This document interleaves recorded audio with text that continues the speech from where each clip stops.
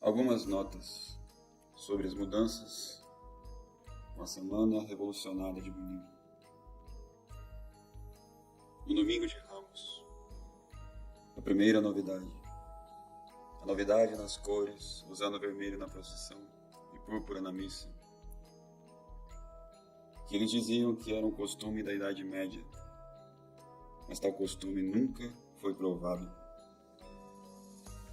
No rito tradicional, o uso da cor violeta é invariável. Suprimiram um costume antiguíssimo das casulas dobradas e da estola larga. Um costume que sobreviveu desde a antiguidade e que ninguém jamais ousou retirar. Simbolizava a tristeza da igreja durante a Semana Santa. Outra novidade é de fazer a bênção dos ramos voltado para os fiéis e de costas para Deus, introduzindo assim a ideia de ações litúrgicas voltadas para o povo, mudando arbitrariamente, a bel prazer, um rito venerável e antiguíssimo. Suprimiram também o prefácio que declarava a autoridade de Cristo sobre os reinos e poderes deste mundo. E o motivo dado é que tal declaração era supérflua e que tal perda seria de, entre aspas, pouca importância. Fecha aspas. Eis o canto suprimido pelos modernistas. Porque vossas criaturas vos servem, porque só em vós reconhecem a origem e o seu Deus, e todas as vossas obras juntas vos louvam, e os vossos santos bendizem, porque confessam com voz livre o grande nome do vosso unigênito perante os reis e os poderes deste mundo. Assim, este elegante canto revelava-nos o fundamento teológico da obrigação dos governos temporais de estar em serviço de Cristo Rei. E tudo isso foi supérfluo e de pouca importância. Suprimiram também os trechos catequéticos sobre os sacramentais e os seus poderes contra o diabo.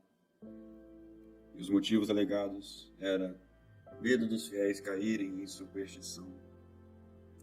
E porque era algo que demonstrava orgulho erudito dos liturgistas da Idade Média. Eliminaram também o antiguíssimo costume da cruz que bate nas portas fechadas da igreja, um rito que simbolizava a resistência inicial do povo judeu e o triunfo da cruz de Cristo, que abre as portas do céu e faz a causa de nossa ressurreição. O diálogo cantado entre o interior e o exterior da igreja, nas portas fechadas, substituída por uma oração improvisada de frente para o povo, que mais tarde foi declarada pelos mesmos modernistas, e de fato, uma oração fora de lugar. E tudo isso fruto da vontade de inovar. E antigamente a procissão terminava, como de costume, e logo em seguida começava-se a missa, com as orações ao pé do altar. Mas o decreto elimina a distinção entre a paixão e o evangelho, e também elimina a última frase da paixão. A paixão de Cristo sempre foi marcada por um estilo narrativo. Era dividida em 3 vozes e então era seguida pelo evangelho, que se caracterizava por ser cantado por um único diácono em tom diferente e ser acompanhado pelo uso do incenso, nunca de tochas. A reforma confunde estes 2 aspectos. A paixão e o evangelho se fundem em uma única canção, enquanto a edição prostituída bagunçada dos versos iniciais com os versos finais, deixando assim tudo confuso, fazia, pela mistura dos versos, a perda do evangelho propriamente dito. E assim o evangelho foi de fato suprimido,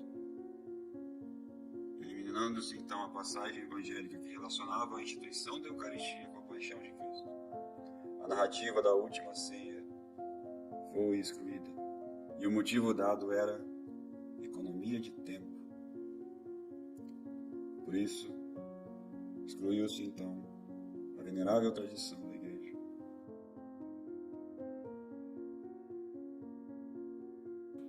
Na segunda-feira santa, proíbem a oração contra os perseguidores da Igreja, bem como a oração pelo Papa, porque eles queriam remover todas as referências ao fato de que a Igreja tem inimigos. Os reformadores quiseram esconder com eufemismos ou com a supressão de passagens inteiras a realidade da perseguição da Igreja por parte dos inimigos, tanto terrestres como os infernais, que lutam contra a Igreja com violência, bem como remover insinuações sobre heresias. Neste mesmo contexto é decretada a supressão da oração pelo Papa, e assim começa a prática de reduzir a presença do nome Romano Pontífice na liturgia. E na Terça-feira Santa, a exclusão da passagem de São Marcos, no capítulo 14, dos versículos 1 ao 31, que abrevia a paixão de São Marcos. E esta é a segunda supressão perturbadora da passagem do Evangelho sobre a instituição da Santa Eucaristia, que relacionava com o sacrifício da paixão. A supressão de cerca de 30 versículos não parece ter sido apenas por questões de tempo, tendo em conta mais uma vez a importância desses versículos. Algumas frases desses versículos eram essas: os sumos sacerdotes e os escribas buscavam o meio de prender Jesus, a traição para matá-lo. Outra frase: em verdade eu vos digo, onde quer que for pregado em todo o mundo o Evangelho, será contado para sua memória o que ela fez. Ai daquele homem por quem foi entregue o Filho do Homem, melhor lhe fora nunca ter nascido. E isto é o meu sangue, o sangue da aliança, que será derramado por muitos. Então, diante dessas breves notas sobre a mudança da Semana Reformada, nós devemos nos questionar: até quando essas mudanças vão ser negligenciadas pelo povo católico? Se a lei da oração é a lei da fé, e se ficamos abismados com o movimento modernista na liturgia da semana da Missa Nova, como vamos menosprezar o movimento litúrgico na semana mais sagrada da liturgia católica? Um decreto que diz que a Igreja errou durante séculos.